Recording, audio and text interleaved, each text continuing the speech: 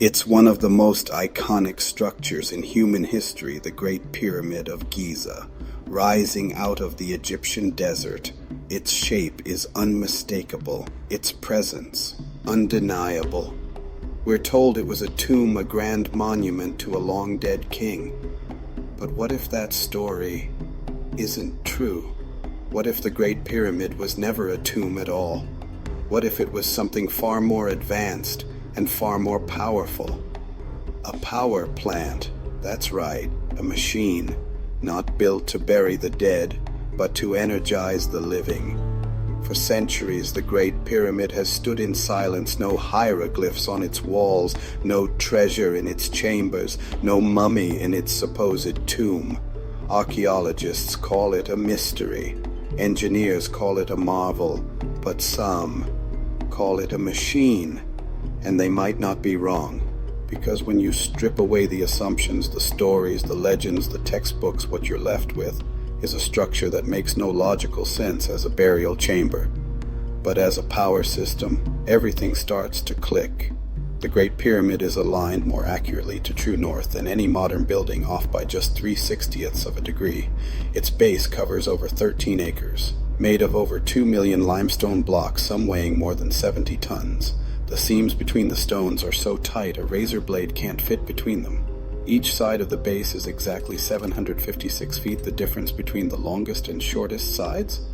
Just under 2 inches. This kind of precision doesn't exist by accident, and it definitely doesn't exist in a tomb. This was purpose-built. The question is, for what? The outer casing, now mostly gone, was made of Tura limestone, a highly polished white stone. It's also an excellent electrical insulator. Inside, the walls and chambers are made from granite, a stone that contains quartz. And quartz, when under mechanical stress, does something strange. It creates electricity. That's called the piezoelectric effect. The granite vibrates. It resonates. So now we have a structure made of materials used to generate, conduct, and insulate energy. Why would a tomb need that? It wouldn't, but a power plant would. Let's go underground. Beneath the Giza Plateau runs a massive aquifer, natural flowing water under the rock. When water flows through porous limestone, it produces vibrations, mechanical energy. Some believe the ancient builders knew this, that they positioned the pyramid specifically on top of that water source to capture its energy. So now, imagine it water flowing beneath the pyramid, causing vibrations, activating the piezoelectric quartz in the granite, generating a low natural current, amplified by the pyramid's shape. You're not looking at a monument, you're looking at a machine turning Earth's own movement into energy. The idea of a power plant buried in the desert sounds like science fiction. But in the early 1900s, someone else had a similar idea.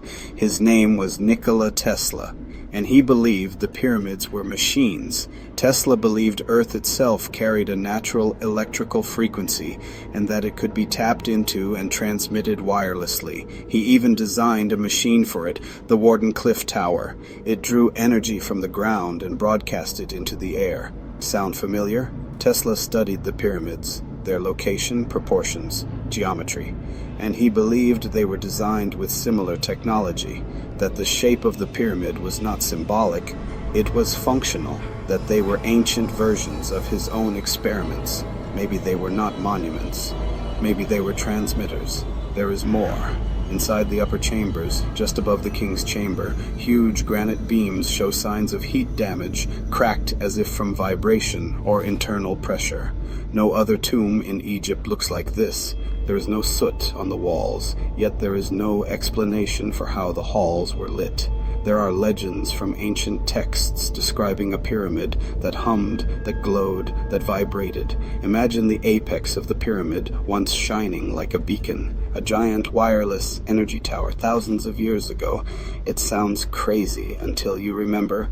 We still cannot explain how it was built. Inside the pyramid lies one of its most puzzling features, the king's chamber. It's deep within the core of the structure, lined with enormous slabs of red granite. In the center sits a granite box, often called a sarcophagus, but it's completely empty and unfinished. No carvings, no lid, and it's too large to have been moved in after construction. That means it was placed there first, and the entire chamber was built around it. But why? Some believe this chamber wasn't built for the dead, but for resonance. The king's chamber has strange acoustics. When you make a sound, it echoes unnaturally. Some tones seem to vibrate longer, amplified by the room itself. Why? Because the chamber is tuned. Its dimensions correspond to harmonic frequencies, including one you may have heard of, the Schumann resonance. Around 7.83 Hertz, the Earth's natural background frequency. The granite walls, rich in quartz, are vibrating just slightly.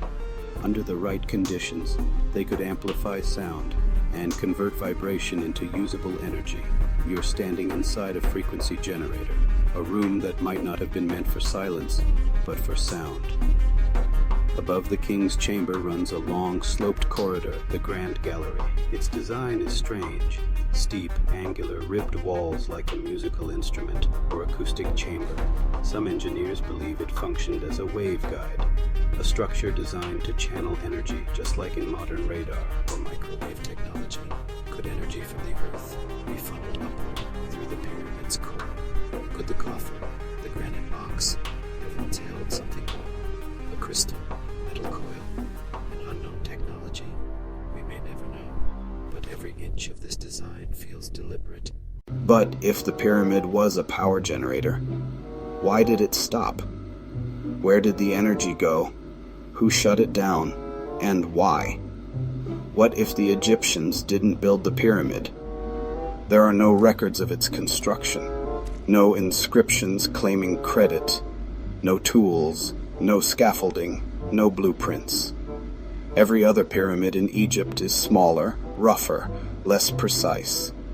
So did the Egyptians start with the greatest and then build worse copies for centuries? Or did they inherit something they didn't fully understand? A relic from a lost civilization, one that mastered energy, resonance, and Earth's natural forces. Maybe the Great Pyramid wasn't built by the Egyptians, but for them, or for someone, or something else entirely.